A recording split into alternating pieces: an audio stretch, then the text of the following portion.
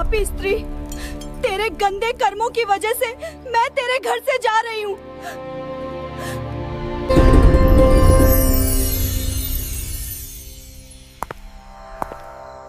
क्या आप जानते हैं, कुछ घर ऐसे होते हैं जहां मां लक्ष्मी कभी प्रवेश नहीं करती। हाँ, कुछ छोटी छोटी गलतियां ऐसी होती हैं जो लक्ष्मी जी को घर से दूर कर देती हैं, और जब वो घर छोड़ देती हैं तो वहां बसता है दुख, दर्द और दरिद्रता का साया। आज हम जानेंगे वो कौन से काम हैं जो मां लक्ष्मी को नाराज कर देते हैं, और कैसे एक स्त्री के कर्म तय करते हैं कि घर में सुख रहेगा या गरीबी। बहुत ही पुराने समय की बात है। एक छोटे से गांव में कुछ ही घर थे। चारों ओर खेत, कच्ची गलियां और मिट्टी की महक। गांव के बीचों बीच घर था सेठ रामदयाल का।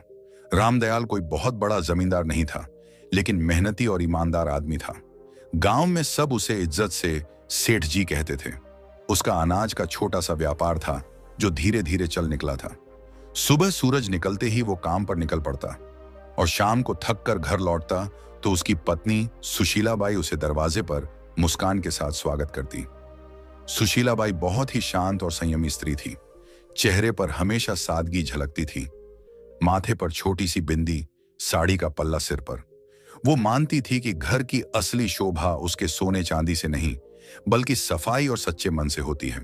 हर सुबह सूरज से पहले उठकर वो आंगन बुहारती, तुलसी पर जल चढ़ाती और फिर चूल्हे में फैला दिया जलाती। उसकी यही दिनचर्या थी, सादगी में भक्ति, भक्ति में अनुशासन। गांव की औरतें अक्सर कहती, सेठानी के घर में तो मां लक्ष्मी खुद रहती हैं। रामदयाल और सुशीलाबाई का एक ही बेटा था, अर्जुन। अभी बस 20 साल का नौजवान, लेकिन संस्कारों में पला बढ़ा। अर्जुन दिन भर पिता के काम में हाथ बंटाता और रात को मां के पास बैठकर उनकी बातें सुनता। वो मां से कहता, अम्मा, जब आप तुलसी के पास दिया जलाती हैं ना, लगता है घर में सचमुच देवी उतर आई हैं। सुशीलाबाई मुस्कुरा देती और कहती, बेटा, देवी तो हर उस घर में रहती हैं जहां सफाई और श्रद्धा होती है। बस उन्हें मानने वाला दिल चाहिए। समय बीतता गया। घर में सब ठीक चल रहा था, लेकिन किस्मत के खेल अजीब होते हैं। एक दिन सुशीलाबाई को हल्का सा बुखार आया। उन्होंने सोचा 2 दिन में उतर जाएगा, लेकिन वो बुखार दिन ब दिन बढ़ता गया। पहले थकान, फिर कमजोरी, और धीरे धीरे हालत ऐसी कि वो रसोई तक नहीं जा पाई। रामदयाल ने गांव के वैद्य को बुलाया। वैद्य जी ने नाड़ी देखी, कुछ जड़ी बूटियां दी, लेकिन असर नहीं हुआ। दिन पर दिन सुशीलाबाई की तबीयत बिगड़ती चली गई। घर का माहौल जो पहले हंसी और पूजा की ध्वनि से भरा रहता था, अब सन्नाटे से घिरने लगा। रामदयाल अक्सर रात को आंगन में बैठकर सोचता, क्यों अचानक ये सब हो गया? कहीं मेरी कमाई में कोई गलती तो नहीं, या हमने किसी का मन दुखाया हो? वो ऊपर आसमान की तरफ देखता और मन ही मन मां लक्ष्मी से कहता, मां, जो भी भूल हुई हो क्षमा करना। लेकिन जवाब में बस हवा की धीमी सरसराहट सुनाई देती। अर्जुन हर पल मां के पास रहता, उनके लिए काढ़ा बनाता, सिर दबाता, और धीरे धीरे ये समझने लगा कि घर की नींव मां ही होती है। सुशीलाबाई के बीमार पड़ते ही घर का सारा क्रम बदल गया था। जो रसोई हमेशा चमकती थी, अब वैसी नहीं रही। सफाई में ढिलाई आने लगी। पूजा भी कभी होती, कभी नहीं। धीरे धीरे वो पवित्रता जो घर की पहचान थी, जैसे फीकी पड़ गई। एक रात जब सेठ अपनी पत्नी के सिरहाने बैठा था, उसने कहा, सुशीला, मैं सोच रहा हूं अब अर्जुन की शादी कर दूं। सुशीलाबाई ने धीरे से आंखें खोली। इतनी जल्दी? अभी तो वो बच्चा है। रामदयाल ने कहा, अब वो बच्चा नहीं रहा, घर को संभालने वाला समय आ गया है, और मैं चाहता हूं कि जब तक तुम हो, नई बहू को अपने हाथों से देख लो। ये कहते कहते उसकी आवाज भारी हो गई। सुशीलाबाई ने कुछ पल सोचा, फिर बोली, अगर तुम्हें लगता है कि यही सही है तो कर दो। अगले ही दिन उसने तय कर लिया कि वो अपने बेटे के लिए एक सच्चरित्र और संस्कारी लड़की ढूंढेगा, जो घर को फिर से वैसे ही सजा दे जैसे उसकी पत्नी ने किया था। गांव में खबर फैल गई कि सेठ रामदयाल अपने बेटे अर्जुन के लिए बहू ढूंढ रहे हैं। चौपालों पर बैठे बुजुर्ग हों या कुएं पर बातें करती औरतें, सबके बीच यही बात घूम रही थी। कोई कहता, सेठ जी को बड़ी खानदान की बहू चाहिए होगी, तो कोई जवाब देता, नहीं, वो तो सादगी और संस्कारों वाले घर की लड़की ही पसंद करेंगे। धीरे धीरे यह बात पूरे इलाके में फैल गई। हर कोई जानता था कि सेठ रामदयाल अपने बेटे की गृहस्थी बसाने की तैयारी कर रहे हैं। रिश्तों की चर्चा शुरू हुई तो आसपास के गांवों से लोग सुझाव देने आने लगे। हर कोई अपने घर की बेटी की तारीफ करता। सेठ सबकी बातें सुनता, लेकिन हर बार उसके मन में एक ही बात घूमती, सौंदर्य या अमीरी से घर नहीं चलता, घर तो संस्कारों और संयम से बनता है। उसी दौरान उसका पुराना परिचित गोविंद जी मिलने आया। उसने कहा, सेठ जी, मेरे रिश्तेदार के घर एक लड़की है, नाम राधा, सीधी सादी, घर संभालने वाली और बड़ों का आदर करने वाली। मुझे लगता है वो आपके घर के लायक हैं। सेठ ने कहा, अच्छा, मैं जाकर देख आता हूं। अगले दिन सुबह वह अकेले ही निकल पड़ा। पहले के जमाने में पिता ही जाकर लड़की देखा करते थे। दोपहर तक सेठ उस गांव पहुंचा जहां राधा का घर था। घर सादा था, आंगन साफ और वातावरण में सादगी थी। राधा के पिता ने आदर से स्वागत किया। बातचीत के दौरान राधा पानी लेकर आई, सिर झुकाए, शांत और संस्कारी। सेठ ने मन ही मन कहा, यही है वो लड़की जिसमें घर बसाने की समझ है। उसी दिन सेठ ने वहीं पर रिश्ता पक्का कर दिया और कहा, अब बस शुभ दिन निकालिए, मैं अपनी बहू जल्द ही घर लाऊंगा। घर लौटकर उसने सुशीला बाई से कहा, मैंने लड़की देख ली, नाम राधा है, स्वभाव बहुत अच्छा है, सूरत में सादगी है, आंखों में आदर झलकता है। सुशीला बाई ने शांत स्वर में कहा, अगर तुम्हें मन से ठीक लगी है तो वहीं सही, लड़की वहीं अच्छी जो घर को अपनाए। सेठ ने सिर हिलाया, मन को सुकून मिला है, लगता है अब घर फिर से बस जाएगा। कुछ ही दिनों में रिश्ता तय हो गया। शुभ मुहूर्त निकला और दोनों घरों में खुशी की लहर दौड़ गई। समय बीता और शादी का दिन आ गया। सादगी से मगर पूरे रीति रिवाजों के साथ विवाह हुआ। राधा अब सेठ रामदयाल के घर की बहू बन चुकी थी। शादी को कुछ हफ्ते बीत चुके थे। घर में नई रौनक थी, सब कुछ जैसे फिर से जीवंत हो उठा था। राधा सुबह जल्दी उठती, आंगन में जल छिड़कती, तुलसी को प्रणाम करती और रसोई में मां अन्नपूर्णा का भोग तैयार करती। सुशीला बाई के चेहरे पर सुकून था। उन्हें लगता था जैसे घर में मां लक्ष्मी खुद आकर बस गई हूं। लेकिन जैसे जैसे दिन बीते, राधा की आदतें बदलने लगीं। वो अब सुबह देर तक सोने लगी और कुछ ही दिनों में आंगन की सफाई का समय बदल गया। पहले सूर्योदय से पहले झाड़ू की आवाज आती थी, अब सूरज ऊंचा चढ़ आता था, तब भी आंगन में बिखरे पत्ते वैसे ही पड़े रहते। एक सुबह सुशीला बाई तुलसी पर जल चढ़ाने निकली तो देखा कि झाड़ू कोने में पड़ी है और राधा अभी तक नहीं उठी। वे कमरे में गईं और धीरे से बोली, बेटी, अब तो सूरज आंगन तक आ गया, उठ जा, घर की रौनक सुबह की सफाई से शुरू होती है। राधा ने उनींदी आंखें खोली और बोली, मां जी, आज बहुत नींद आ रही थी, बस थोड़ा और सोने दीजिए। सुशीला बाई ने कहा, बेटी, देर तक सोने से मन में सुस्ती आती है और जब मन सुस्त हो जाए तो लक्ष्मी जी भी घर का रास्ता भूल जाती है। सुबह की हवा और सूरज की किरणें घर की बरकत होती हैं, इन्हें यूं मत खो। राधा ने हल्की मुस्कान दी, मां जी, मैं कल से ध्यान रखूंगी। लेकिन अगले दिन वही हुआ। सूरज निकला, आंगन में सन्नाटा रहा और तुलसी की मिट्टी सूखी पड़ी थी। कुछ दिनों बाद एक और बात हुई। राधा झाड़ू लगा रही थी, तभी झाड़ू गलती से उसके पैर से लग गई। सुशीला बाई ने देखते ही आवाज लगाई, राधा बेटी, झाड़ू को पैर मत लगाना, ये मां लक्ष्मी का प्रतीक होती है। राधा ने हंसते हुए कहा, अरे मां जी, ये तो बस झाड़ू है, गलती से लग गया, अब इसमें क्या अपशकुन। सुशीला बाई ने झाड़ू उठाकर दीवार के पास रखते हुए बोला, बेटी, यही तो गलती है। जब इंसान छोटी बातों को हल्के में लेता है तब बड़ी बरकतें उससे रूठ जाती हैं। झाड़ू सिर्फ सफाई का औजार नहीं, ये लक्ष्मी जी का आशीर्वाद है जो गंदगी दूर करती है। राधा ने हल्के स्वर में कहा, मां जी, आप भी ना हर चीज को पूजा बना देती हैं। सुशीला बाई मुस्कुराई, मगर आंखों में चिंता उतर आई। धीरे धीरे राधा का ध्यान घर की सफाई और रसोई से हटने लगा। एक रात वह खाना बनाकर थक गई और झूठे बर्तन चूल्हे के पास ही छोड़कर सोने चली गई। आधी रात को जब सुशीला बाई पानी पीने उठी तो देखा कि रसोई में झूठे बर्तनों का ढेर लगा है। सुबह उन्होंने राधा से कहा, बेटी, रसोई मां अन्नपूर्णा का घर है, वहां गंदगी छोड़ना ठीक नहीं, रात की गंदगी से नकारात्मकता पनपती है। राधा ने कहा, मां जी, आप तो बस चिंता करती रहती हैं, मैं साफ कर दूंगी ना अभी।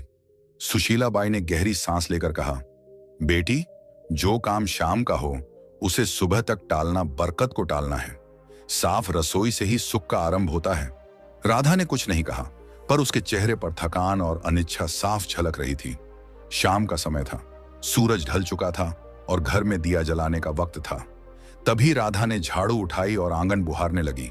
सुशीला बाई ने तुरंत आवाज लगाई, राधा, शाम को झाड़ू नहीं लगाते बेटा, इस वक्त मां लक्ष्मी घर में प्रवेश करती हैं। राधा ने बिना रुके कहा, मां जी, जब दिन में वक्त नहीं मिलता तो शाम को ही सफाई करनी पड़ती है, इससे क्या फर्क पड़ता है?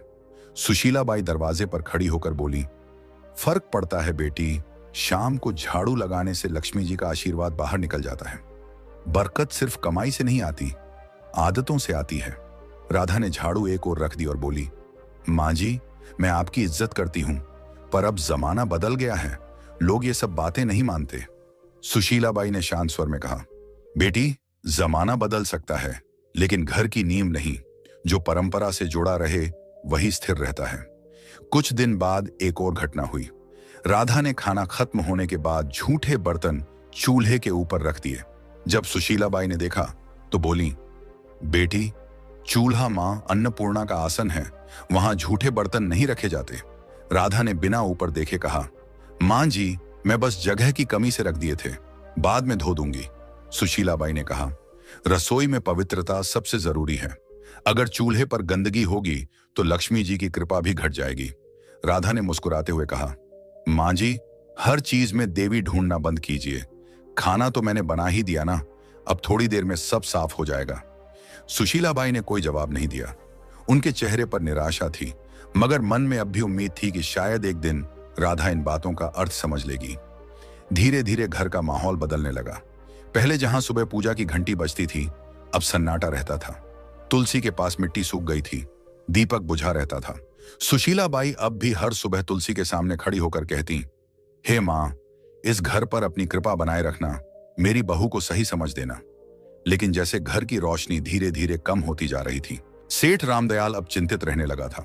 उसे लगता घर में कोई अदृश्य भारीपन फैल गया है। एक दिन उसने सुशीला बाई से कहा, लगता है मां लक्ष्मी रूठ गई हैं। सुशीला बाई ने चुपचाप सिर झुका लिया।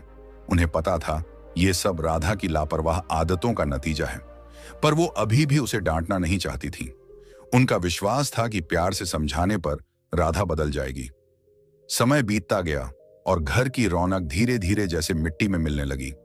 पहले जहां सुबह तुलसी के पास दिया जलता था, अब वहां धूल जमने लगी थी। राधा अब ज्यादातर उदास या व्यस्त रहती। सफाई आधी अधूरी, पूजा कभी कभी, और घर में अब वो अपनापन नहीं था जो पहले हर कोने में झलकता था। सेठ रामदयाल ने सबसे पहले बदलाव अपने व्यापार में महसूस किया। पहले जो सौदे फायदेमंद रहते, अब घाटे में जाने लगे। गोदाम में अनाज में कीड़े लग गए, कुछ सौदे अटक गए और पुराने ग्राहक धीरे धीरे दूर होने लगे। सेठ कई रातें जागकर हिसाब किताब देखता, मगर समझ नहीं पाता कि गलती कहां हो रही है। एक शाम उसने सुशीला बाई से कहा, सुशीला, अजीब बात है, अब काम में मन नहीं लगता, जैसे बरकत कहीं गुम हो गई हो। सुशीला बाई ने धीमे स्वर में कहा, बरकत तब गुम होती है जब घर की पवित्रता कम होने लगे। मां लक्ष्मी वहां नहीं टिकती जहां गंदगी और लापरवाही घर कर जाए। सेठ ने गहरी सांस ली। तू कहना चाहती है कि... वो आगे नहीं बोला, लेकिन दोनों की नजरें एक ही दिशा में उठीं, राधा की ओर। राधा भी ये सब देखती थी, पर उसे लगता कि ये बस समय की मार है। एक दिन जब सेठ गुस्से में बोला, हर काम उल्टा क्यों हो रहा है, तो राधा ने कहा, पिताजी, ये सब अंधविश्वास है, व्यापार में उतार चढ़ाव तो होते रहते हैं। सेठ ने आंखें तरेरी। तू नहीं समझेगी बहू, जब घर की औरतें रीति भूल जाती हैं, तब घर की बरकत खुद रास्ता भूल जाती है। उस दिन के बाद से माहौल और भारी हो गया। घर में छोटी मोटी चीजें टूटने लगीं। राधा ने ध्यान देना बंद कर दिया था। झाड़ू वहीं कोने में पड़ी रहती, रसोई में बर्तन कभी साफ नहीं रहते। सुशीला बाई अब ज्यादातर चुप रहने लगी थी। वो हर शाम तुलसी के पास बैठकर मन ही मन कहती, हे मां, अब कुछ तू ही कर। एक रात तेज हवा चली और आंगन में रखा दीपक बुझ गया। उसी पल गोदाम से खबर आई, सेठ जी, आग लग गई। सेठ दौड़ा, पर बहुत देर हो चुकी थी। गोदाम का आधा अनाज जल चुका था। गांव वाले कहते, ऐसा तो पहले कभी नहीं हुआ था। रामदयाल वहीं बैठ गया, माथे पर हाथ रखकर बोला, लगता है मां लक्ष्मी ने सच में मुंह मोड़ लिया है। घर लौटते समय उसकी आंखों में आंसू थे। उस रात घर में कोई नहीं बोला। सेठ के दिल में पहली बार यह एहसास बैठ गया था, अब अगर कुछ नहीं बदला तो इस घर की खुशियां कभी वापस नहीं आएंगी। सेठ की मेहनत, नाम और इज्जत सब एक साथ डूब गए। घर का माहौल भी अब बदल चुका था। पहले जहां हर सुबह पूजा की घंटी और तुलसी की खुशबू होती थी, अब वहां सन्नाटा था। सेठ रामदयाल दिन रात चिंताओं में डूबा रहता। रात को अक्सर बरामदे में बैठकर बुदबुदाता, मां लक्ष्मी, कहां चली गई तू? एक शाम सेठ घर लौटा, चेहरा गुस्से से लाल था। वह आंगन में बैठ गया और एकदम से बोला, बस अब और नहीं सह सकता मैं ये सब। सुशीलाबाई चौंकी। क्या हुआ जी? सेठ ने जोर से कहा। क्या बताऊं, सब खत्म हो गया। मेहनत, इज्जत, कारोबार सब झलकर राख हो गया। और मैं जानता हूं ये सब किसकी वजह से हुआ है। उसकी नजर राधा पर टिक गई, जो पास ही खड़ी थी। राधा सकपका गई, धीमे स्वर में बोली, पिताजी, मुझसे क्या गलती हुई है? मैं तो हर दिन अपने काम करती हूं। सेठ का स्वर भारी और कांपता हुआ था। काम? तूने घर का रूप बदल दिया बहू। न सफाई, न श्रद्धा, न सुबह का दीपक। जब औरत घर की मर्यादा भूल जाए तो लक्ष्मी जी भी उसका साथ छोड़ देती है। जिस दिन तू इस घर में आई, उसी दिन से बरकत घटने लगी। राधा की आंखें भर आईं। वो रोते हुए बोली, मैंने किसी का बुरा नहीं चाहा पिताजी। मैंने बस अपने ढंग से जीने की कोशिश की। अगर पूजा में देर हो जाए या सफाई में कमी रह जाए तो क्या सारी विनाश की जड़ मैं ही हूं? सेठ गुस्से से उठा और बोला, हां, क्योंकि घर की नींव औरत के कर्मों से टिकती है। अगर वो ही ढीली हो जाए तो पूरा घर ढह जाता है। तेरे आने के बाद से न शांति बची न बरकत। अब मैं तुझे कुछ और नहीं कह सकता, बस इतना कि इस घर से जा राधा, जा और अपने कर्मों पर खुद विचार कर। राधा स्तब्ध रह गई। उसने कांपती आवाज में कहा, मां जी, आप तो कुछ कहिए। क्या सच में मेरी ही वजह से यह सब हुआ? सुशीलाबाई की आंखों में आंसू थे, लेकिन शब्द नहीं निकले। राधा के गालों पर आंसू लुढ़क पड़े। सेठ ने कड़क स्वर में कहा, अब इस दहलीज को पार मत करना जब तक मन और घर दोनों पवित्र न हो जाएं। राधा ने बिना कुछ बोले सिर झुकाया। उसने धीरे से दहलीज पार की, वही दहलीज जहां से कुछ महीने पहले उसने पहली बार कदम रखा था। और राधा बिना कुछ कहे, बिना किसी सामान के, आंसुओं से भीगी साड़ी में उस घर से निकल गई। कदम भारी थे, लेकिन मन में एक संकल्प जल रहा था। अब वो मां लक्ष्मी से क्षमा मांगेगी, चाहे इसके लिए उसे खुद को मिटाना ही क्यों न पड़े। रात ठंडी थी, रास्ता सुनसान। गांव से बाहर निकलते ही घना जंगल शुरू हो गया। पेड़ों की छांव में चांद की किरणें भी मुश्किल से पहुंचती थीं। वह एक पुराने बरगद के नीचे बैठ गई। आंसू रुक नहीं रहे थे, मगर भीतर एक अजीब सी दृढ़ता थी। उसने हाथ जोड़कर कहा, मां, जब तक आप दर्शन नहीं देंगी, मैं ना अन्न ग्रहण करूंगी ना जल। रात बीती, दिन निकला। भूख ने शरीर तोड़ दिया, पर उसका मन और मजबूत होता गया। तीसरे दिन जब सूरज ढलने को आया तो चारों ओर अचानक हल्की रोशनी फैलने लगी। राधा ने आंखें खोली। सामने सुनहरी आभा थी और उस आभा से निकला एक दिव्य स्वर, राधा। वह कांपते हुए उठी। मां लक्ष्मी, क्या सच में आप मेरे सामने हैं? मां लक्ष्मी मुस्कुराई। उनका चेहरा प्रकाश से भरा था। हां बेटी, मैं आई हूं। तेरा आह्वान सच्चा था। तेरी पश्चाताप ने मुझे यहां खींच लाया। पर बता, तू दुखी क्यों है? राधा जमीन पर झुक गई, आंसुओं से भरे स्वर में बोली, मां, मुझसे बहुत गलती हुई। मैंने आपकी परंपराओं को अनदेखा किया, सासू जी की बातों को पुरानी मान्यता समझा, और अब मेरे कारण सब नष्ट हो गया। कृपा कर बताइए मां, आखिर मैंने कौन कौन सी भूल की? मां लक्ष्मी का स्वर मधुर था लेकिन गंभीर। बेटी सुन, जब कोई स्त्री इन गलतियों को करती है तब मैं स्वयं उस घर से दूर चली जाती हूं। फिर उन्होंने अपनी उजली हथेली उठाई और एक एक करके बताया। पहली गलती, उन्होंने कहा, जब कोई स्त्री झाड़ू को पैर से लगाती है तो वह मां लक्ष्मी का अपमान करती है, क्योंकि झाड़ू ही स्वच्छता और समृद्धि का प्रतीक है। दूसरी गलती, जब झूठे बर्तन चूल्हे पर रखे जाते हैं तो अन्न की देवी मां अन्नपूर्णा नाराज होती हैं। जहां अपवित्रता रहती है वहां मैं प्रवेश नहीं करती। तीसरी गलती, जब दहलीज पर बैठकर भोजन किया जाता है तो वह स्थान जो स्वागत और आशीर्वाद का होता है अशुद्ध हो जाता है। मैं दहलीज से लौट जाती हूँ। चौथी गलती, जब शाम के समय झाड़ू लगाया जाता है तो वो मेरे आगमन के समय मुझको ही घर से बाहर निकाल देता है।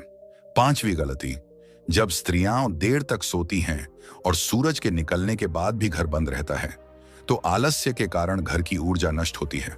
मैं ऐसे घरों में नहीं ठहरती। 6ठी गलती, जब आंगन की सफाई नहीं होती तो वहां नकारात्मकता फैलती है और मैं वहीं से लौट जाती हूं जहां गंदगी देखती हूं। 7वीं गलती, जब झूठे बर्तन रात भर रसोई में पड़े रहते हैं तो वो अंधकार को बुलाते हैं और मैं ऐसे घरों से विदा ले लेती हूं। 8वीं गलती, जब किसी के सामने दरवाजे को पैर या थोक से ठोका जाता है तो वो घर की मर्यादा को चोट पहुंचाता है। मैं वहां टिक नहीं सकती जहां आदर न हो। 9वीं गलती, जब घर में झगड़ा और कटुता रहती है तो मेरा स्वरूप जो शांति है वहां टिक नहीं सकता। 10वीं गलती, और जब स्त्रियां अपनी पूजा, सफाई और संयम को हल्के में लेती हैं तो वो खुद अपने हाथों से सुख के द्वार बंद कर देती हैं। मां लक्ष्मी की आवाज धीमी हुई, याद रखो बेटी, मैं हमेशा वहीं बसती हूं जहां स्वच्छता, श्रद्धा और सच्चा मन होता है। ये रीति नहीं, जीवन का संतुलन है। राधा की आंखों से आंसू रुक नहीं रहे थे। उसने कांपते हुए कहा, मां, अब समझ गई, घर की रौनक सजावट से नहीं, आदर और पवित्रता से आती है। मां लक्ष्मी मुस्कुराई, तूने गलती मानी है, अब तेरा घर फिर उजलेगा। जा बेटी, अपने ससुराल लौट जा, तेरे लौटते ही बरकत भी लौटेगी। इतना कहकर देवी का रूप धीरे धीरे प्रकाश में विलीन हो गया। राधा वहीं झुकी रही, हाथ जोड़कर बोली, मां, मैं आपका वचन निभाऊंगी, अब इस जन्म में फिर कोई ऐसी भूल नहीं करूंगी। फिर उसने सिर उठाया, आंसुओं में मुस्कान थी और कदम गांव की ओर बढ़ा दिए। जैसे ही उसने दहलीज पार की, सुशीला बाई दौड़कर आई और आंसुओं के साथ बोली, राधा, तू लौट आई। राधा ने कहा, मां जी, मैंने सब समझ लिया है। मां लक्ष्मी घर में तभी बसती हैं जब सफाई, पूजा और श्रद्धा साथ हों। उसी दिन से घर में फिर रौनक लौट आई, व्यापार संभल गया और पूरे गांव में चर्चा होने लगी। सेठ जी के घर में मां लक्ष्मी फिर से बस गईं। दोस्तों, याद रखिए, जो स्त्रियां घर में गंदगी रखती हैं, देर तक सोती हैं, रसोई में झूठे बर्तन छोड़ती हैं, शाम को झाड़ू लगाती हैं, दहलीज पर बैठती हैं या सफाई को हल्के में लेती हैं, उस घर में कभी मां लक्ष्मी प्रवेश नहीं करती। ऐसे घरों में सुख नहीं टिकता, बल्कि दरिद्रता और दुख का वास बन जाता है। मां लक्ष्मी उन्हीं घरों में निवास करती हैं जहां स्वच्छता, सच्चाई और श्रद्धा हो। तो बहनों और भाइयों, अगर आप चाहते हैं कि आपके घर में मां लक्ष्मी की कृपा सदा बनी रहे तो इन 10 गलतियों को आज से ही छोड़ दीजिए और अपने घर को पवित्र रखिए। अगर आपको मां लक्ष्मी और राधा की यह कहानी अच्छी लगी हो तो इस वीडियो को लाइक करें, अपने सभी दोस्तों और परिवार वालों के साथ शेयर करें और ऐसे ही आध्यात्मिक और प्रेरणादायक कथाएं सुनने के लिए हमारे चैनल को सब्सक्राइब करना बिल्कुल मत भूलिए और कमेंट में सब लोग जरूर लिखें, जय मां लक्ष्मी।